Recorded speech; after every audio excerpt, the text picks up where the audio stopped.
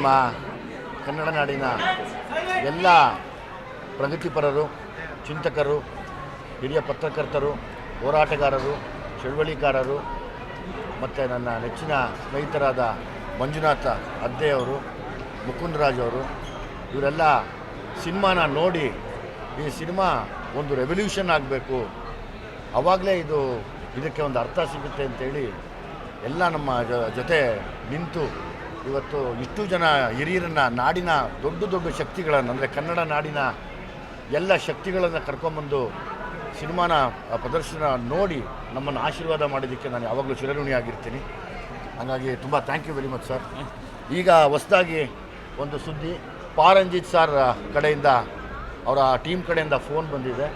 ಅವ್ರು ಬಂದು ಸಿನಿಮಾ ನೋಡೋದು, ಕಾರ್ಯಕ್ರಮ ಶುರುವಾಗುತ್ತೆ. ಮೋಸ್ಟ್ಲಿ ವೆರಿ ಶಾರ್ಟ್ಲಿ ಬರುತ್ತೆ, ಅದು ಅಷ್ಟಲ್ಲೇ ಬರ್ತಾರೆ ಅವರು.